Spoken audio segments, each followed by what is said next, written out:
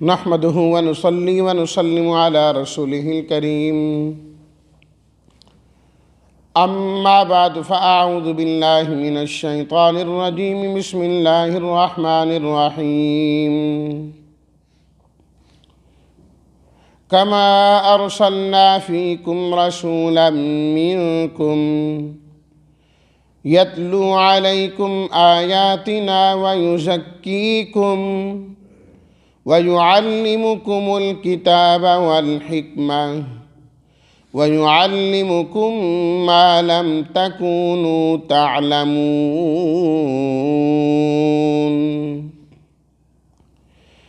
صدق الله مولانا العظيم اللهم صل على سيدنا ومولانا محمد وعلى آل سيدنا ومولانا محمد وبارك وسلم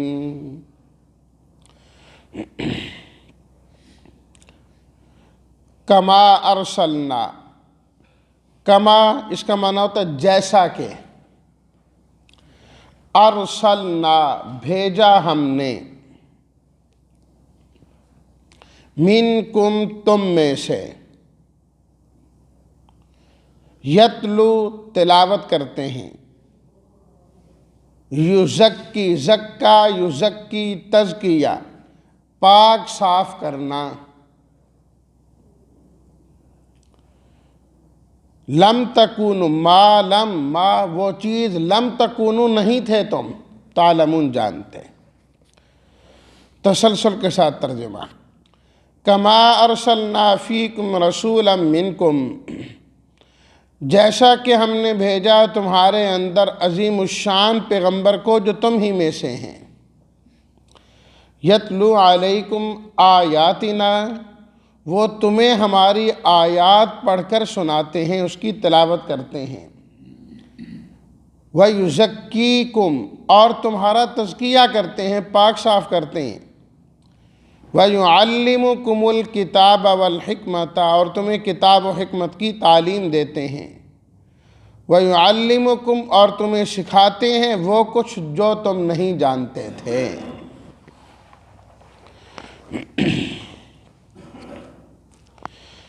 اس میں نبی کریم صلی اللہ علیہ وسلم کی بعثت کا تذکرہ ہے اور آپ کے رسول برحق ہونے کا تذکرہ ہے کہ آپ علیہ الصلاۃ والتسلیمات اللہ تعالیٰ کے سچے اور سچے پیغمبر ہیں، اور اللہ تعالیٰ نے تصدیق کی، ارسلنا ہم نے آپ کو بھیجا ہے، ارسلنا ہم نے بھیجا ہے آپ کو، فیکم اور خود تمہارے اندر بھیجا ہے، اے انسانوں تمہارے لیے بھیجا ہے، کسی اور کے لیے نہیں بھیجا، ہم بھیجنے والے ہیں اور تمہارے اندر بھیجنے والے ہیں، اور جو پیغمبر بھیجے ہیں رسولاً، یہ کوئی عام پیغمبر نہیں ہے، فرمایا انتہائی عظیم الشان پیغمبر ہیں، ایک ایک لفظ جو ہے نا سمجھنے کے قابل ہے، منکم اور فرمایا کہ وہ جو پیغمبر ہم نے بھیجے ہیں وہ ہم نے کہیں سے باہر سے نہیں بھیج دیے کہ ہم نے فرشتوں میں سے کسی فرشتے کو نبی بنا کے تمہارے پاس بھیج دیا، فرمایا نہیں، منکم تم میں سے ہیں، تم انسانوں میں سے ہیں، وہ بھی انسان تم بھی انسان، لیکن اللہ نے نبوت کا وہ مقام عطا کیا کہ ساری انسانیت مل کر ان کی پاؤں کی خاک کے برابر بھی نہیں ہو سکتے، مقام اور مرتبہ وہ عطا فرمایا ہے۔ اے عرب والوں، فیکم یہ تم میں سے ہی ہیں، مکہ والوں فیکم یہ تم ہی میں سے ہیں، قریش والوں ہاشمیوں تم میں سے ہی ہیں، تم ان کے پورے خاندان سے واقف ہو، ان کے بچپن سے واقف ہو، ان کی جوانی سے واقف ہو، کوئی چیز پردے میں نہیں تم سے، کہ تمہیں واقفیت ہی نہیں، فی کم تم میں سے ہی ہے، من تمہارے اندر بھیجا اور تم ہی میں سے ہم نے ان کو نبی بنا کے بھیجا ہے۔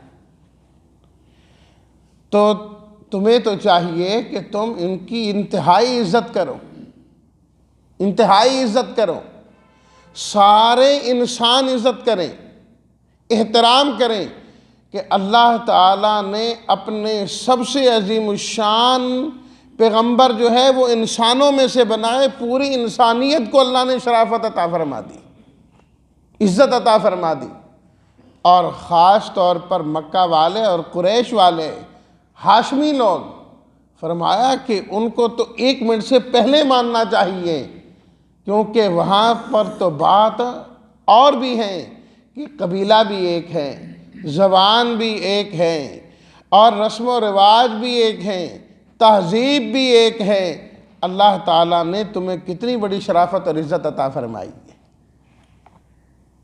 اور پھر تم ان کی زندگی کے ایک ایک لمحے سے واقف ہو، ایک ایک لمحے سے واقف ہو، کسی چیز کا تم کبھی کوئی اعتراض کر ہی نہیں سکتے۔ جس کی زندگی اتنی کھلی کتاب ہو، صداقت پر مبنی ان کی زندگی ہو، ان کو جھٹلانا یہ تمہارے لیے مناسب نہیں ہے۔ پھر اے مکہ والوں، تم اپنے آپ کو حضرت ابراہیم کی اولاد کہلاتے ہو، اپنے آپ کو ابراہیمی کہلاتے ہو، کہتے ہیں کہ ہمارے جد امجد حضرت اسماعیل علیہ السلام تھے۔ آپ علیہ السلام بھی ابراہیمی ہیں، آپ ہی کے خاندان کے ہیں، اور یہ آپ ہی کی دعاؤں کا انجام اور نتیجہ ہے۔ 2 رکوع پہلے گزرا نا، ابراہیم علیہ السلام نے اللہ تعالیٰ سے دعا کی، بیت اللہ بنایا، بیت اللہ کے لیے دعا کی، یا اللہ اس جگہ کو، اس شہر کو امن والا بنانا، یہاں کے لوگوں کو یا اللہ رزق عطا کرنا۔ اور دوسری دعا کیا مانگی؟ ربنا وابعث فیہم رسولا، اے اللہ ان میں ایک عظیم الشان پیغمبر بھیج دینا۔ تو فرمایا جس طرح ہم نے ابراہیم علیہ السلام کی پہلی دعا قبول کی، پہلی دعا قبول کی کہ اس شہر کو امن والا شہر بنا دیا، بیت اللہ کو قبلہ بنا دیا، وہاں کے رہنے والے لوگوں کو امن عطا فرما دیا، اور وہاں کے رہنے والے لوگوں کو پھل ملنے لگے، لوگ وہاں پر پوری دنیا سے کھینچے کھینچے وہاں پر پہنچتے ہیں۔ جس طرح ہم نے ان کی پہلی دعا کو قبول کیا، اسی طرح ہم نے ان کی دوسری دعا کو بھی قبول کیا۔ فرمایا کما ارسلنا، جس طرح پہلی دعا قبول کی، کما اسی طریقے سے ہم نے دوسری دعا قبول کی، اور آپ علیہ السلام کو اپنا نمائندہ بنا کر تمہاری طرف بھیج دیا ہے۔ یہ مطلب ہے کما ارسلنا کا، کہ ایک دعا قبول ہوئی، دوسری دعا بھی قبول ہوئی، دوسری دعا بھی قبول ہوئی ہے۔ تو جس چیز کے تم خود دعوے دار ہو، ابراہیمی ہونے کے، آپ علیہ السلام انہی حضرت ابراہیم علیہ السلام کی اولاد ہیں۔ اس کے بعد اللہ تعالیٰ نے نبی کریم صلی اللہ علیہ وسلم کی صفات بیان کی، اور یہ تقریباً وہی صفات ہیں جو ابراہیم علیہ السلام نے دعا میں اللہ سے مانگی تھی، صرف تھوڑا سا الفاظ میں فرق ہے اور ترتیب کے اندر بھی فرق ہے۔ پہلی چیز آپ علیہ السلام کی صفت اور خوبی، یتلو علیکم آیاتنا، کہ وہ تمہیں ہماری آیات پڑھ کر سناتے ہیں، یتلو تلاوت کرتے ہیں ہماری آیات تمہارے سامنے۔ یہ پہلا کام ہے نبی کریم صلی اللہ علیہ وسلم کی بعثت کے مقاصد میں سے، کہ اللہ نے آپ کو کیوں بھیجا ہے؟ پہلا مقصد تلاوت کتاب ہے، کہ وہ قرآن مجید کی تلاوت کر کے تم کو سناتے ہیں، اور تم نبی کریم صلی اللہ علیہ وسلم کی زبان اطہر سے اللہ کا قرآن سنتے ہو۔ اللہ اکبر۔ کتنے خوش قسمت ہیں حضرات صحابہ کرام، کتنے خوش قسمت ہیں حضرات صحابہ کرام رضوان اللہ تعالی علیہم اجمعین، جنہوں نے نبی کریم صلی اللہ علیہ وسلم سے براہ راست اللہ کا قرآن سنا ہے، براہ راست اللہ کا قرآن سنا۔ آج جو ہے نا اس زمانے کے اندر، یار یہ تو فلاں قاری صاحب کا شاگرد ہے، اس نے فلاں سے پڑھا ہے، تو بڑی عزت سمجھی جاتی ہے کہ ان سے تعلیم حاصل کی ہے، قرآن مجید ان سے حاصل کیا ہے، تجوید ان سے پڑھی ہے۔ اللہ اکبر۔ تو جنہوں نے قرآن مجید آپ علیہ الصلاۃ والتسلیمات سے سن کر سیکھا ہے، حاصل کیا ہے، ان کی شان کے تو کیا ہی کہنے ہیں، کیا ہی کہنے ہیں۔ اور پھر تلاوت قرآن میں جہاں انسان الفاظ سیکھتا ہے، وہاں اپنے کانوں کو بھی اللہ کے کلام کی سماعت سے محظوظ کرتا ہے۔ تو تلاوت کتاب میں دونوں چیزیں آ گئیں، ایک کیا آئی؟ اپنی زبان سے خود تلاوت کرنا، تلاوت اس کو کہا جاتا ہے کہ قرآن مجید کی تلاوت کرنی چاہیے، تلاوت کرنی چاہیے قرآن مجید۔ زبان ہمیشہ، حدیث میں ہے نا، لا یزال لسانک رطبا من ذکر اللہ۔ آپ علیہ الصلاۃ والتسلیمات نے اپنے ایک صحابی کو، جنہوں نے یہ عرض کی تھی کہ آپ مجھے کوئی نصیحت فرما دیں، تو آپ علیہ الصلاۃ والتسلیمات نے فرمایا اپنی زبان کو ہمیشہ اللہ کے ذکر سے تر رکھنا، تمہاری زبان پر اللہ کا ذکر ہر وقت جاری رہنا چاہیے، ہر وقت جاری رہنا چاہیے۔ قرآن مجید یہ اللہ کا بہت بڑا ذکر ہے۔ اللہ نے خود فرمایا انا نحن نزلنا الذکر ھذا ذکر مبارک انزلناہ، فرمایا یہ برکت والا ذکر ہے جو ہم نے نازل کیا ہے۔ انسان کی زبان پر زیادہ سے زیادہ قرآن مجید کی تلاوت ہونی چاہیے، زیادہ سے زیادہ قرآن مجید کی تلاوت ہونی چاہیے۔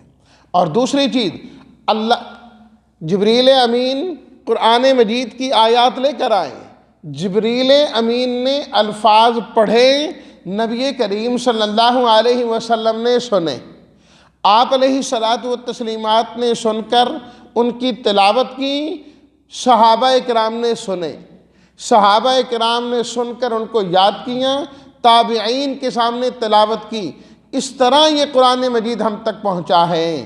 تو اس کے اندر جہاں تلاوت شامل ہے وہاں سماعت بھی شامل ہے، کہ قرآن مجید کی تلاوت کو سننا یہ بھی مستقل عبادت ہے، اور انسان اسی موقع پر قرآن مجید کے الفاظ کو بہترین اور اچھے انداز اور طریقے سے ادا کر سکتا ہے جس وقت کہ وہ اچھے انداز سے سننے والا ہو۔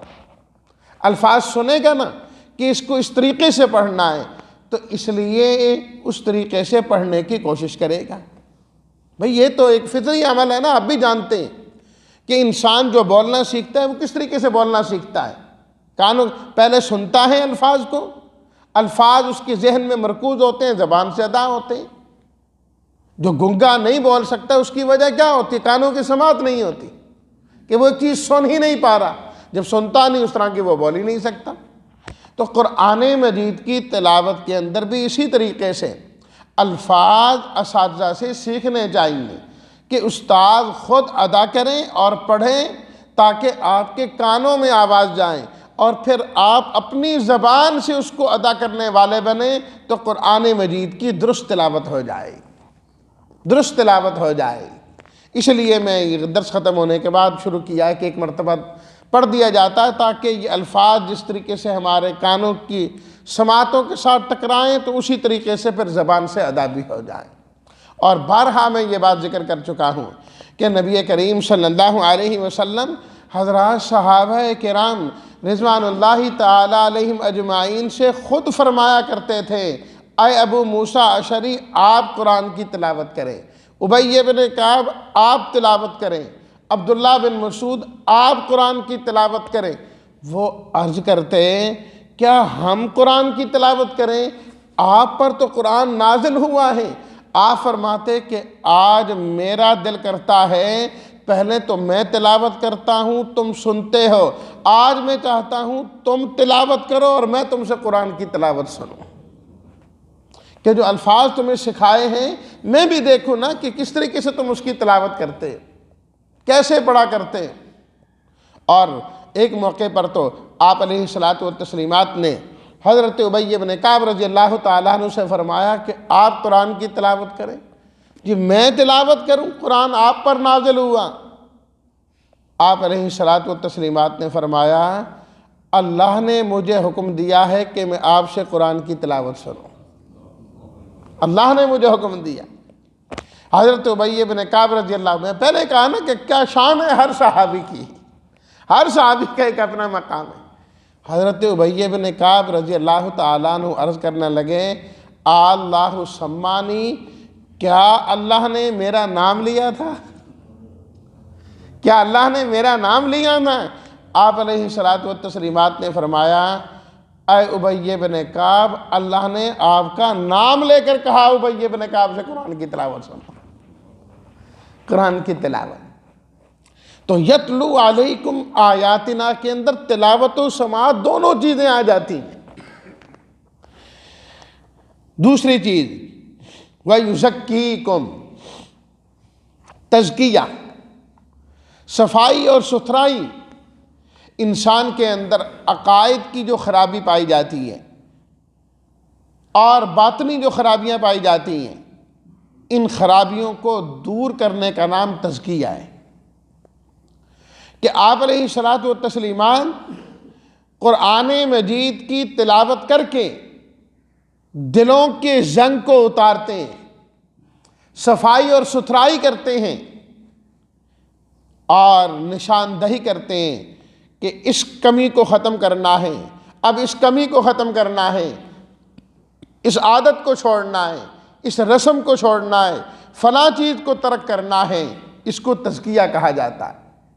دیکھیں نا، گھر کو صاف ستھرا کرنا ہو، رنگ روغن کرانا ہے، سب سے پہلے اس کا گند اتارا جاتا ہے، جالے اتارے جاتے ہیں اور کمی کوتاہی کو دور کر کے آخر میں رنگ کیا جاتا ہے. اگر پہلے ہی رنگ کر دیا جائے تو وہ اتنا کارآمد نہیں ہوتا.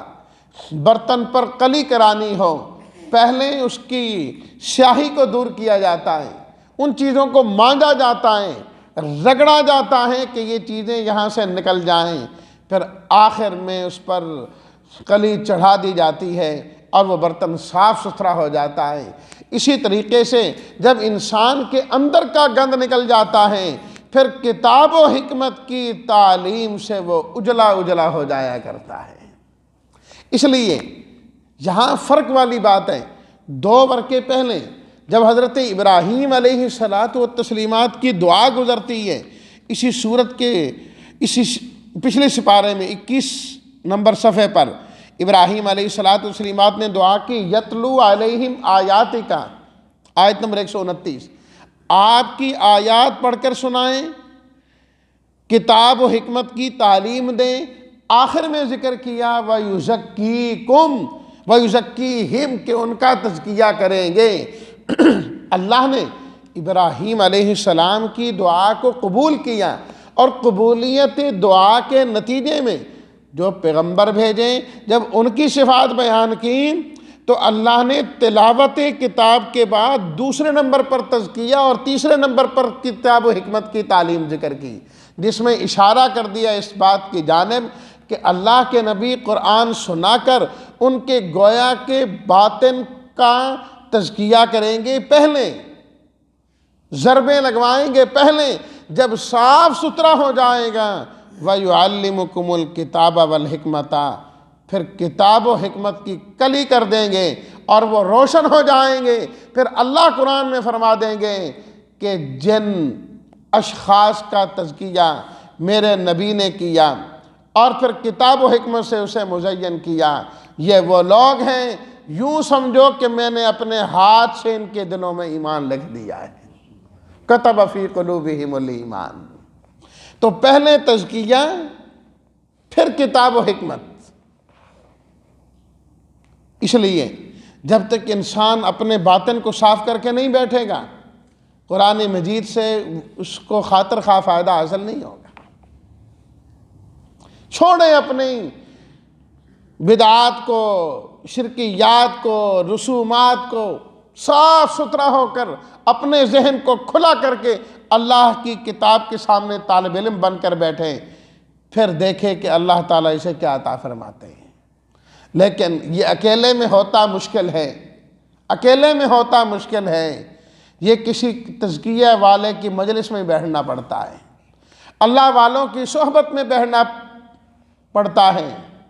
نگاہیں مرد مومن سے بدل جاتی ہیں تقدیریں، مرد مومن کے پاس جانا پڑتا ہے جو حقیقی معنی میں مرد مومن ہو، پھر انسان کی زندگی میں تغیرات آتے ہیں۔ دیکھیے صحابہ کرام نبی کریم صلی اللہ علیہ وسلم کی صحبت میں بیٹھے تو اللہ تعالیٰ نے صحبت کی برکات سے یہ سب کچھ عطا فرمایا نا۔ آپ کی صحبت میں ایمان لانے والے اللہ کے نبی کے زمانے میں بھی موجود تھے، بہت سارے تھے، لیکن جو آپ کی صحبت میں نہیں آئے وہ صحابہ نہیں بنے۔ ایمان والے تھے لیکن صحبت کی برکات کیونکہ حاصل نہیں تھی، اس لیے صحابہ کرام والی شان ان کو حاصل نہیں ہے۔ تو جو صحبت ہوتی ہے اس کی شان مختلف ہوتی ہے۔ تزکیے کے بعد وَيُعَلِّمُكُمُ الْكِتَابَ وَالْحِكْمَةَ، فرمایا وہ تمہیں کتاب و حکمت کی تعلیم دیتے ہیں۔ اس کی تشریح میں بڑی تفصیل کے ساتھ ابراہیم علیہ السلام کے دعا میں عرض کر چکا ہوں۔ کتاب کی تعلیم، الفاظ، معانی کی تفسیر ہو گئی، اور حکمت نبی کریم صلی اللہ علیہ وسلم کی سنت ہو گئی کہ آپ نے قرآن کی آیت کا مفہوم بھی بتایا اور پھر اس پر عمل کر کے بھی بتایا۔ نماز کا بتایا، نماز پڑھ کر دکھائی، جو پڑھ کر دکھائی یہ حکمت ہے۔ وَيُعَلِّمُكُمْ مَا لَمْ تَكُونُوا تَعْلَمُونَ، آخری جملہ فرمایا آپ کو وہ کچھ سکھاتے ہیں جو تم نہیں جانتے تھے، جو تمہیں پتہ نہیں۔ 5ویں سپارے میں اللہ تعالیٰ نے فرمایا وَعَلَّمَكَ مَا لَمْ تَكُنْ تَعْلَمْ، میرے حبیب ہم نے آپ کو وہ سکھایا جو آپ نہیں جانتے تھے۔ اور اس آیت میں فرمایا وَيُعَلِّمُكُمْ مَا لَمْ تَكُونُوا تَعْلَمُونَ، ہمارے حبیب صلی اللہ علیہ وسلم نے تمہیں وہ سکھایا جو تم نہیں جانتے تھے، جو وحی کے ذریعے سے علم دیا گیا۔ آپ علیہ الصلوۃ والسلامات نے امت کو سکھایا عقیدہ کیا ہونا چاہیے، عمل کیا ہونا چاہیے، اور معاشرت کس طرح ہونی چاہیے، اخلاق کس طرح کا ہونا چاہیے، اور جو ہے نا تجارت اور یہ چیزیں کیسی ہونی چاہیے، یہ سب کچھ آپ علیہ الصلوۃ والتسلیمات نے امت کو بتایا ہے۔ ایک ایک چیز کی تشریح کر کے بتائی، اصول طہارت کیا ہیں، اصول کامیابی کیا ہیں، اور تہذیب اخلاق کے اصول کیا ہیں، سیاست کے اصول کیا ہیں، گھریلو زندگی کے اصول کیا ہیں، جنگی زندگی کے اصول کیا ہیں، ایک ایک چیز فرمایا وَيُعَلِّمُكُمْ مَا لَمْ تَكُونُوا تَعْلَمُونَ، تمہیں تو پتہ ہی نہیں تھا۔ یہ آپ علیہ الصلوۃ والسلامات نے زبانی بھی بتائے اور عملاً تمہیں کر کے بھی بتائیں۔ تو آپ علیہ الصلوۃ والتسلیمات کی یہ صفات ذکر کر کے بتلایا کہ اے امتیوں تمہیں بھی اپنے اندر یہی خوبیاں اور صفات پیدا کرنی چاہیے۔ تلاوت کتاب تمہارے اندر بھی ہونی چاہیے، تزکیہ بھی ہونا چاہیے، کتاب و حکمت کی تعلیم بھی ہونی چاہیے، اور جو اللہ تمہیں سکھا دیں، تمہیں علم عطا فرما دیں، اس علم کو آگے بھی منتقل کرنا چاہیے۔ اللہ ہمیں بھی ان صفات کو اپنا کر ان پر عمل کرنے کی توفیق عطا فرمائیں۔ وآخر دعوانا ان الحمد للہ رب العالمین۔